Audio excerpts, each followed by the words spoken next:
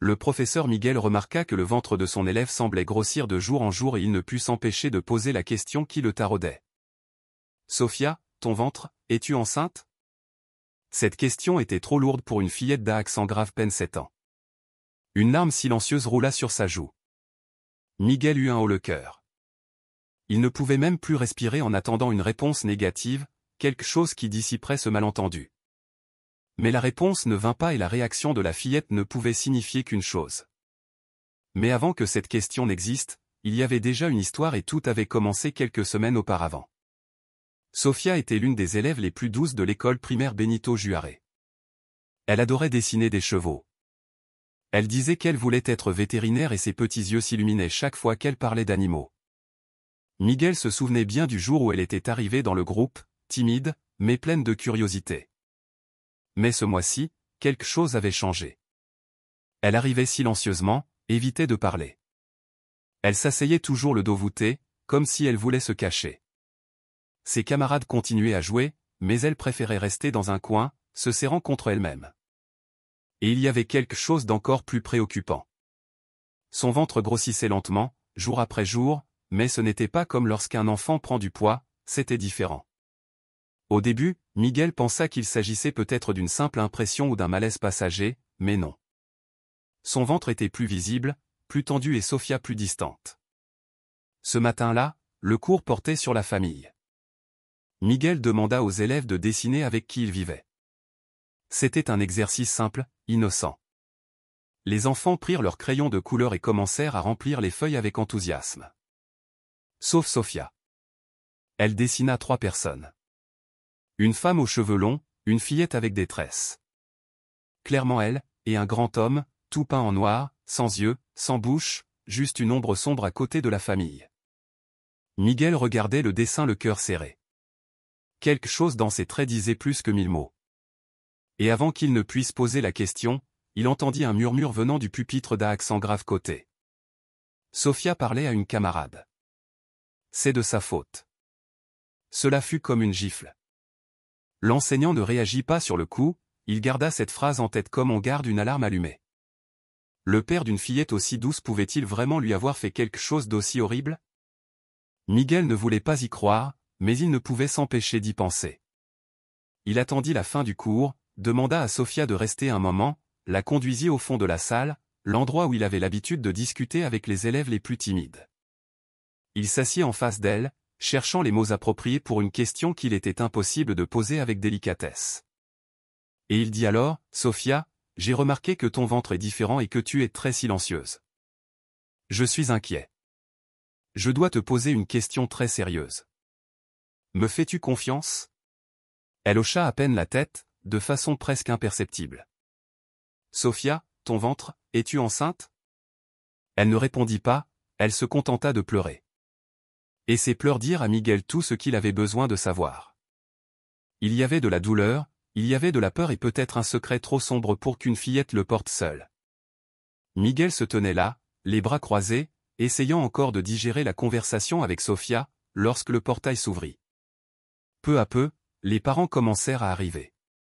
Le bruit typique de la fin de journée, les rires, les pas précipités, les clés qui tintent et les moteurs qui démarrent sur le parking ne l'atteignaient plus. Sophia était à ses côtés avec son petit sac à dos sur l'épaule et le regard fixé au sol. Elle ne parlait pas, ne demandait rien, elle attendait simplement. Et Elena apparut alors. La maman arrivait pressée comme toujours, les cheveux relevés en un chignon serré, le visage un peu fatigué, vêtue simplement, mais il y avait quelque chose de rigide dans sa façon de marcher. En voyant sa fille, elle accéléra le pas et força un sourire. « Bonjour, mon amour, dit-elle en lui touchant l'épaule. Sophia ne répondit pas, elle se contenta de s'approcher docilement. Miguel profita de l'occasion. « Madame Elena, appela-t-il d'un ton prudent. Pouvons-nous parler un instant ?» Elle se retourna, surprise. Son sourire s'effaça un peu. « Bien sûr, monsieur. Y a-t-il un problème ?» Il hésita une seconde, choisissant soigneusement ses mots. « Eh bien, j'ai remarqué quelques changements chez Sophia ces dernières semaines.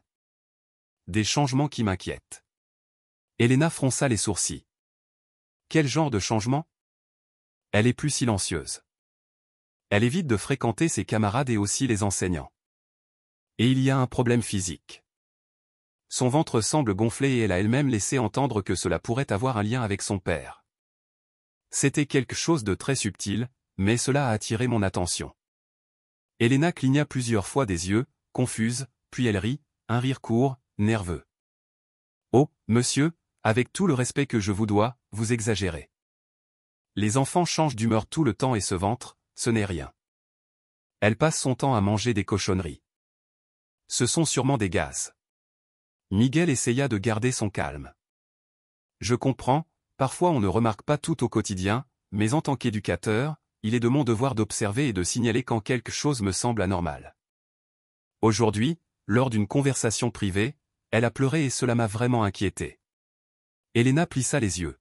« Vous lui avez parlé seul ? » ?»« Oui, juste quelques minutes. » Avec beaucoup de respect et de précaution, elle semblait effrayée et a dit qu'elle ne se sentait pas bien et que c'était la faute de son père. Le visage d'Elena changea immédiatement. Il se durcit. « Excusez-moi, monsieur, mais vous interprétez tout de travers. Carlos est le meilleur père que cette fillette puisse avoir. Il l'emmène se promener, il prend soin d'elle, il joue avec elle, il lui achète tout. Sofia l'adore. Et je ne vais permettre à personne de dire le contraire. » « Je ne dis pas cela, » répondit Miguel d'une voix calme. « Je dis seulement qu'il est clair que quelque chose ne va pas chez elle. Il serait peut-être bon de l'emmener chez le médecin, de lui faire des examens, de mieux comprendre ce problème de ventre. »« Écoutez, » interrompit Elena en élevant maintenant la voix. « Je suis la maman. Je sais ce qui est le mieux pour ma fille. Si je pense qu'elle a besoin d'un médecin, je l'emmène moi-même. Mais vous n'avez pas le droit de lui poser ce genre de questions, ni d'inventer des choses. Cela peut traumatiser une fillette. » Miguel sentit la chaleur lui monter au visage, mais il respira profondément. Il ne pouvait pas perdre le contrôle. « Croyez-moi, madame, je veux seulement protéger votre fille. Rien de plus. Eh bien, protégez-la en lui enseignant les mathématiques et l'espagnol et ne vous mêlez pas de notre famille. » Sans lui donner l'occasion de répondre, elle prit la main de Sofia et s'éloigna. La fillette s'en alla avec elle en silence. Miguel resta là, le cœur lourd. Les autres parents se dispersaient déjà et le portail était sur le point de se fermer. Mais il y avait une chose dont il était très sûr. Ce silence de Sofia disait plus que 1000 cris, et si personne d'autre ne voulait l'écouter, lui, il l'écouterait. Miguel passa une mauvaise nuit, ou plutôt, il ne dormit pas du tout. L'image de Sofia assise à son pupitre, les yeux remplis de larmes et le ventre visiblement gonflé, ne quittait pas sa tête. La façon dont elle pleurait sans dire un mot, le murmure qui le glaça le sang, c'est de sa faute. Et puis la réaction furieuse de la mère. Tout ressemblait à un puzzle avec des pièces manquantes, mais avec quelque chose de clair. Le danger était là. Quand le jour se leva, Miguel avait déjà pris une décision. Il était enseignant, pas policier, pas médecin, pas juge, mais il avait un devoir. Et ce devoir commençait par quelque chose de simple, bien que difficile, faire le premier pas. Il prit le téléphone et, la main tremblante, composa le numéro du commissariat de sa zone. Une voix fatiguée répondit. Après avoir écouté tout le récit, l'officier demanda de se calmer. « Vous êtes enseignant, n'est-ce pas ?» demanda le policier à l'autre bout du fil. « Oui, de l'école primaire Benito Juárez. »« Écoutez, monsieur, nous pouvons aller chez eux pour discuter. Mais sans plainte formelle ou preuve claire, il ne s'agit que d'une visite, une vérification, rien de plus. »« Je comprends, » répondit Miguel, « mais malgré tout, s'il vous plaît, allez-y, cette fillette a besoin d'aide. » Avant de raccrocher, il nota le numéro du signalement, puis appela le DIF, Développement intégral de la famille, conseil de tutelle. De l'autre côté, une femme répondit d'une voix ferme. Elle s'appelait Ramirez. Elle était conseillère depuis plus de 15 ans.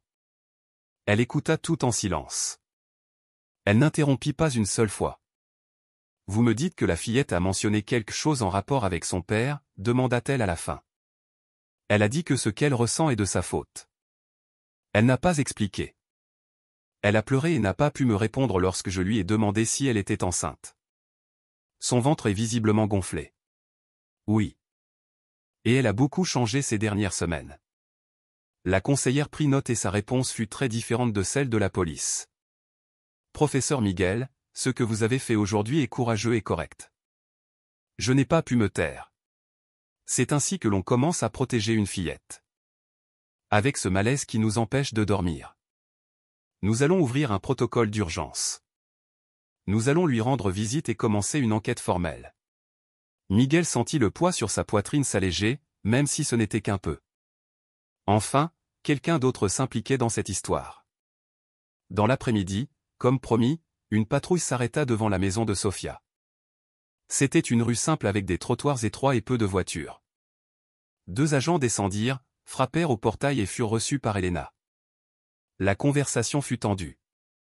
Carlos, le père, apparut peu après. Les yeux plissés et les bras croisés. Miguel, qui observait de loin, savait que ce n'était que le début. La police entra, resta une vingtaine de minutes et ressortit sans cri, sans menottes, juste un papier rempli de notes. Dans le rapport, il était écrit « Visite à domicile effectuée ». La mineure présente une apparence stable, sans signe visible de violence physique. Les parents nient toute situation irrégulière. Un suivi sera effectué à l'avenir. Et c'est tout. La loi était claire. Sans aveu, plainte directe ou preuve évidente, la police ne pouvait rien faire de plus que d'observer. Mais le conseil de tutelle était une autre histoire. La cloche de la sortie sonna ponctuellement à 11h20. Les enfants coururent dans la cour avec la même euphorie que d'habitude. Ils criaient, ils riaient. Ils appelaient leurs parents au loin, mais Miguel ne bougea pas. Il resta debout sous l'ombre du couloir, les yeux fixés sur le portail. Il savait que ce qu'il avait fait ce matin-là ne resterait pas silencieux bien longtemps, et cela ne resta pas silencieux. Carlos apparut entre les voitures, les pas fermes, le visage fermé, une chemise polo grise, des chaussures de ville, le regard direct, sans hésitation. Sofia le vit en premier, ne sourit pas, se contenta de se lever du banc où elle attendait et serra son sac à dos contre elle. Miguel remarqua comment elle haussait les épaules, le geste de quelqu'un qui se prépare à quelque chose de mauvais. Carlos passa à côté de 2 mamans qui discutaient et se dirigea directement vers l'enseignant. « Vous êtes le professeur Miguel. »« Oui, c'est moi, » répondit-il en sachant déjà ce qui allait se passer.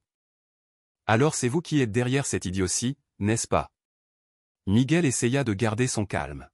« Excusez-moi, je ne comprends pas. »« Vous comprenez ?» interrompit Carlos d'un ton de voix suffisamment élevé pour attirer l'attention. « Vous avez posé des questions à ma fille, vous lui avez mis des idées en tête, vous avez dit des choses absurdes à ma femme. Qu'est-ce que vous prétendez? Inventer une rumeur, faire le buzz sur les réseaux sociaux, salir le nom de ma famille. Je suis seulement en train de protéger votre fille, monsieur Carlos. Ce que j'ai vu en classe m'inquiète beaucoup. Ce qui m'inquiète, c'est votre impudence, cria Carlos de plus en plus agité. Vous avez osé poser une question aussi barbare à une fillette, m'accuser de je ne sais quoi. Avez-vous une idée de ce que vous faites? Certains parents s'éloignèrent, d'autres enfants se turent. Plusieurs mères tirèrent leurs enfants de l'autre côté de la cour, voyant que la situation pouvait dégénérer. Personne n'a fait d'accusation, répondit Miguel avec fermeté, mais votre fille a besoin d'aide et si personne d'autre ne veut le voir, alors moi je le ferai. Carlos fit un pas en avant. Son regard était intense, menaçant. Vous avez franchi la ligne. Je vais vous poursuivre, vous et cette école, pour calomnie, pour diffamation, pour harcèlement. Vous choisissez. Faites ce que vous croyez nécessaire, monsieur Carlos, dit Miguel sans élever la voix. Mais je ne vais pas faire comme si tout allait bien alors que ce n'est clairement pas le cas. Carlos serra les poings. Sofia était debout à quelques mètres de là, le regard fixé au sol. Elle ne clignait même pas des yeux. La directrice apparut au fond, appelant le père par son nom d'un ton ferme mais contenu. Monsieur Carlos, s'il vous plaît, ceci est un environnement scolaire. Je vous demande de garder votre calme. Il ne répondit pas, se contenta de se tourner vers sa fille et tendit la main. Allons-y maintenant. Sofia marcha en silence. Elle ne regarda ni son père, ni l'enseignant, ni personne.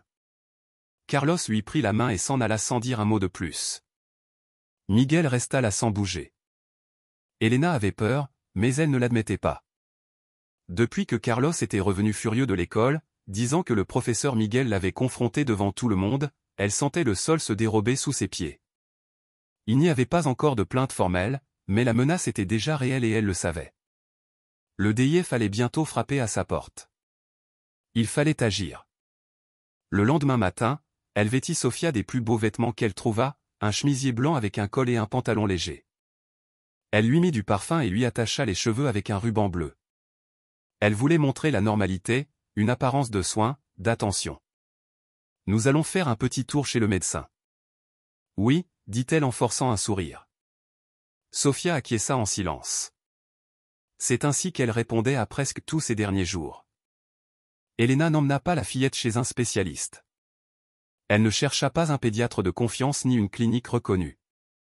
Au lieu de cela, elle choisit un petit cabinet de ceux qui soignent rapidement, où elle connaissait une réceptionniste qui lui devait une faveur.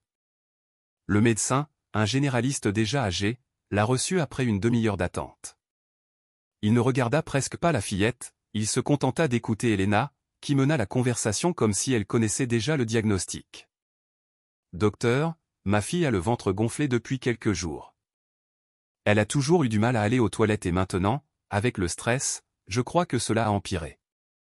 C'est peut-être une intolérance. La maman de ma grand-mère avait des problèmes de gluten. Vous croyez que cela pourrait être cela? » Le médecin acquiesça vaguement en écrivant. Cela pourrait être, oui. Peut-être une maladie cœliaque ou seulement des gaz accumulés. C'est assez courant. Vous croyez qu'il faut faire des examens? Écoutez, si vous voulez, vous pouvez lui en faire, mais normalement, dans ces cas, je recommande un régime doux, sans gluten, sans produits laitiers. Si elle s'améliore, nous saurons ce que c'est. Je vais écrire cela dans le rapport. Elena sourit. Un soulagement déguisé. Parfait. Si vous pouvez noter que l'inflammation est compatible avec une intolérance alimentaire, cela m'aide beaucoup. Vous comprenez. De nos jours, tout le monde se mêle de ceux qui ne le regardent pas. Le médecin acquiesça sans discuter. Il imprima un rapport court avec un langage générique, pas d'échographie, pas d'analyse de sang, pas un mot sur une évaluation pédiatrique. En sortant du cabinet, Elena serrait le papier entre ses doigts comme s'il s'agissait d'un bouclier. Ce n'était pas une réponse, mais c'était quelque chose. Quelque chose à montrer au DIF, quelque chose pour éloigner les soupçons. Sofia à ses côtés, marchait en silence. Ce soir-là, pendant que Carlos regardait la télévision et buvait de la bière, Elena s'enferma dans la chambre avec la fillette, s'assit sur le lit et la regarda fixement pendant plusieurs secondes. « Écoute, ma fille, quand ces dames viendront te parler, tu diras la vérité. Oui, que nous t'aimons, que ton père prend soin de toi, que rien de mauvais ne se passe ici. » Sofia regarda sa maman. « Mais j'ai mal, maman. Je sais, mon amour, c'est à cause de ton ventre, mais nous nous en occupons déjà. Tu te souviens? Le médecin a dit que c'est à cause de la nourriture et si tu dis autre chose, ils vont te l'emmener. Ils vont t'éloigner de moi. C'est ce que tu veux. » La fillette secoua la tête, effrayée, « Alors tais-toi. » Oui. Sofia se contenta de se coucher. Elle ne dit rien. Dans l'obscurité de la chambre, Elena crut qu'elle avait fait ce qu'il fallait, mais ce qu'elle ne savait pas, c'est que la vérité ne s'efface pas avec un papier et qu'un enfant n'oublie jamais ce qu'il ressent dans son propre corps. Le mardi matin, peu avant le début des cours, une camionnette sans logos officiels se gara discrètement devant l'école primaire Benito Juárez. Une femme de petite taille, les cheveux gris relevés en un chignon ferme et une expression de celle qui a déjà vu le pire, et a appris à reconnaître le mal même lorsqu'il porte du parfum, descendit du siège arrière. C'était Madame Ramirez, conseillère du DIF depuis près de 20 ans. Elle n'avait pas besoin de grand-chose pour remarquer quand quelque chose ne collait pas. Et dans le cas de Sofia, elle sentait déjà l'odeur du mensonge avant même de s'asseoir pour discuter.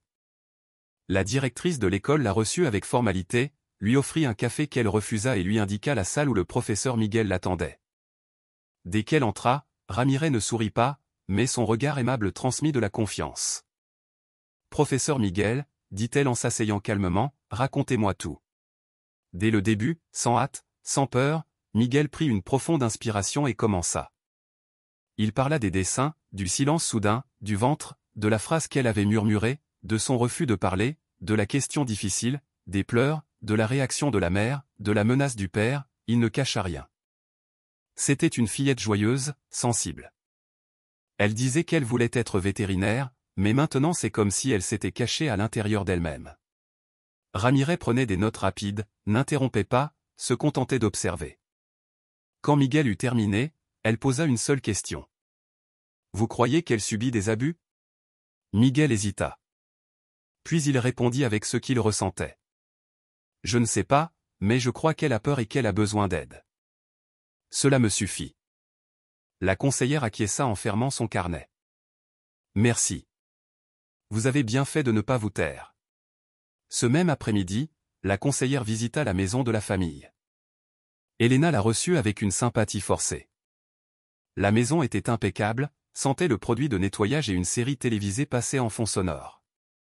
Carlos était également présent, une chemise formelle, le visage sérieux, mais les yeux toujours plissés, comme si tout lui paraissait suspect.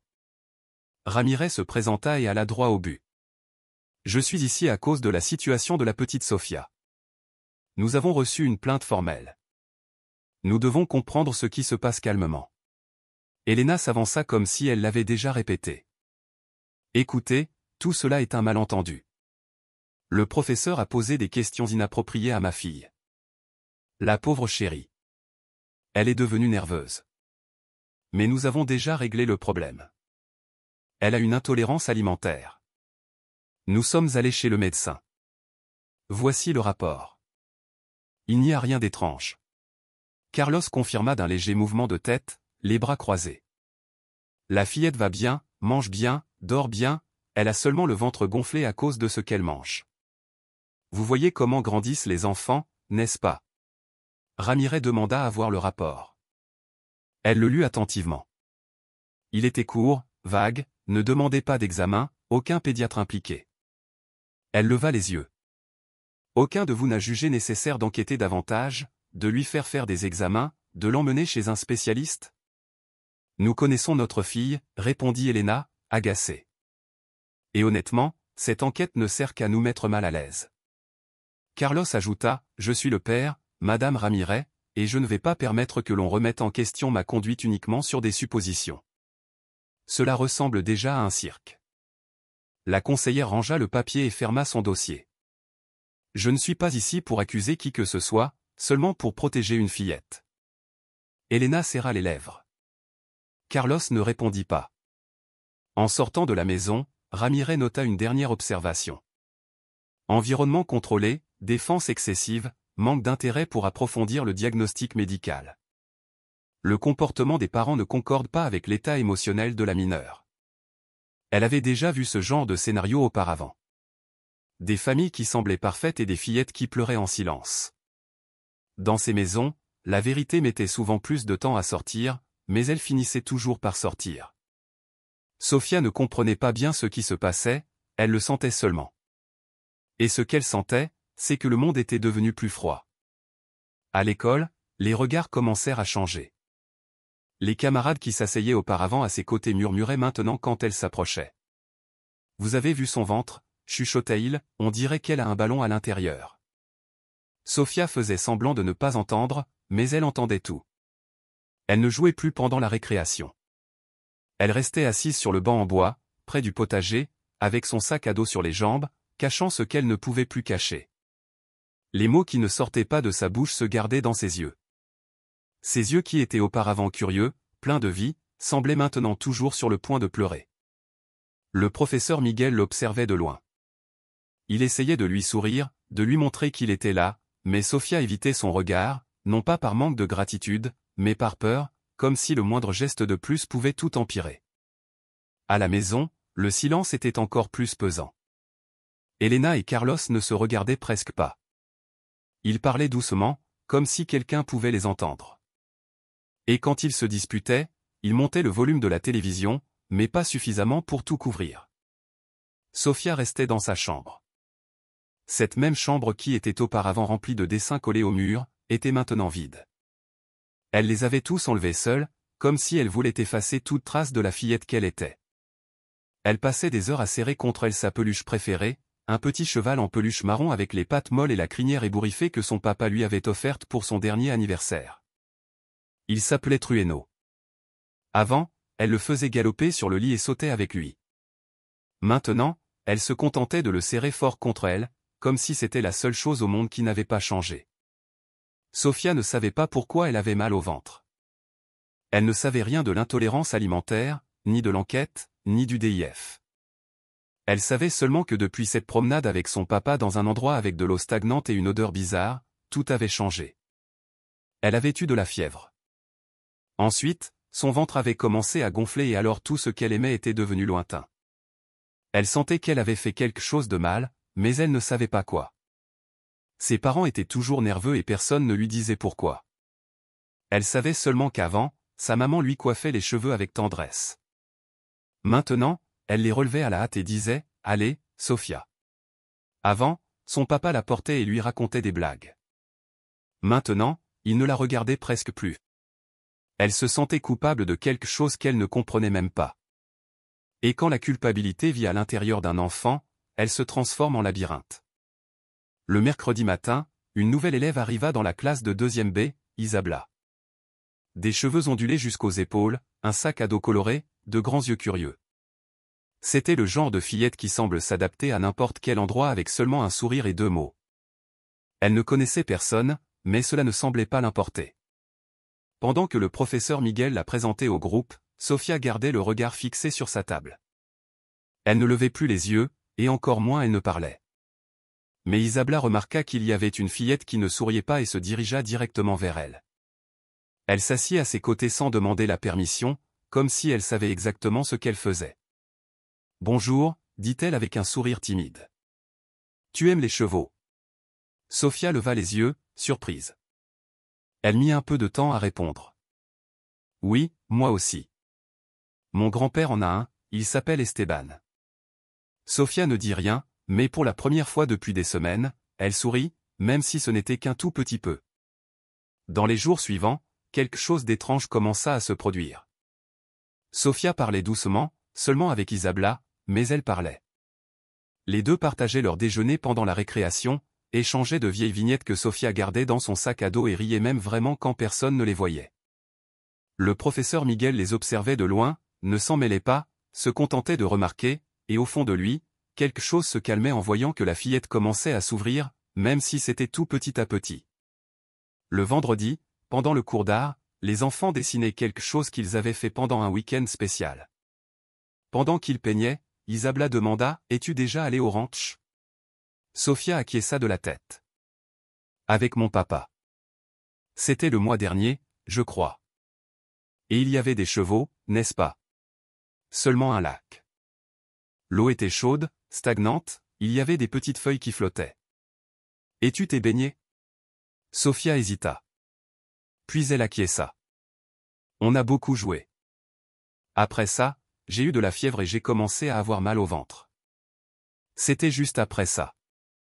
Tu l'as dit à ta maman? Elle a pensé que c'était à cause de la nourriture, mais je crois que non.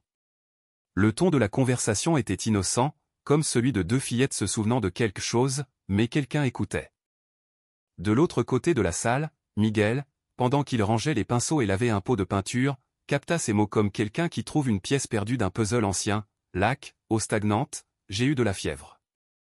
Ensuite, la douleur a commencé, il n'interrompit pas, ne dit rien, mais quelque chose s'activa à l'intérieur de lui.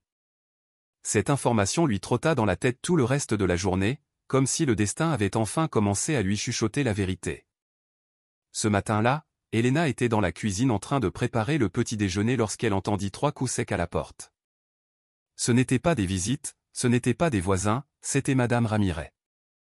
Elle apportait un dossier noir, une expression ferme et 2 feuilles pliées sous le bras. Carlos se leva du canapé avec méfiance. « Encore ça » murmura-t-il. Elena ouvrit la porte avec la tension écrite sur son visage. « Bonjour » dit Ramirez, sans détour. « Nous devons parler maintenant. » Ils s'assirent à la table. Sofia, encore les yeux gonflés de sommeil, resta debout dans le couloir, regardant de loin avec sa peluche dans les bras. Ramirez la remarqua, mais ne l'appela pas. Cette conversation était pour les adultes. « Monsieur Carlos, Madame Elena, nous sommes déjà venus ici auparavant et jusqu'à présent, tout ce que j'ai vu, ce sont des réponses vagues, des rapports superficiels et un refus constant de chercher des soins médicaux appropriés pour votre fille. Carlos croisa les bras. Nous l'avons déjà emmené chez le médecin. Il a donné un rapport. Il est dans le dossier. Un rapport superficiel fait par un généraliste et sans aucune étude, répliqua Ramirez sans élever le ton. Ce n'est pas du soin, c'est de la dissimulation. Elena respira profondément en essayant de garder son calme. Sofia va bien, elle mange, elle va à l'école. Elle est juste un peu repliée sur elle-même. Repliée, répéta Ramirez. Votre fille a le ventre visiblement gonflé depuis des semaines. Elle a complètement changé de comportement et a pleuré lorsqu'un enseignant lui a posé une question et vous continuez à dire que ce sont des gaz. Elle posa le dossier sur la table et sortit un document. C'est pourquoi je suis venu vous prévenir que si d'ici la fin de cette semaine vous ne permettez pas un examen médical complet et indépendant avec des études réelles, un pédiatre, un infectiologue ou ce qu'il faut, je serai obligé de demander au juge la garde provisoire de Sofia par l'État pour garantir sa sécurité. La phrase tomba comme un éclair. Elena devint pâle. Carlos, pendant une seconde, perdit sa contenance. Vous nous menacez de nous enlever notre fille, dit-il avec un mélange de rage et de désespoir. Je vous dis que si vous ne protégez pas votre fille, nous le ferons à votre place. C'est la loi et c'est la bonne chose à faire. Le silence qui s'ensuivit ne fut rompu que par la respiration lourde de Carlos. Elena ferma les yeux en contenant ses larmes. Nous voulons seulement la protéger, nous ne cachons rien. Alors, prouvez-le, permettez les études. Si tout va bien, excellent. Mais sinon, vous avez encore le temps de vous en occuper. Ramirez se leva, rangea les papiers et regarda Sofia dans le couloir. La fillette continuait à serrer contre elle son cheval en peluche. Ses yeux demandaient de l'aide, même si elle ne disait pas un seul mot, ne laissez pas votre orgueil coûter la santé ou la garde de votre fille. Et elle s'en alla, laissant derrière elle une maison plongée dans la peur. Ce soir-là, Carlos ne dormit pas. Il resta assis sur le canapé, les bras croisés, regardant le vide. Elena allait de long en large en répétant des phrases à voix basse. Ils ne peuvent pas nous l'enlever. C'est notre fille. Ils exagèrent. Mais au fond, tous les deux savaient que la conseillère ne plaisantait pas. Carlos était assis dans l'obscurité. La télévision était allumée, mais il ne voyait rien.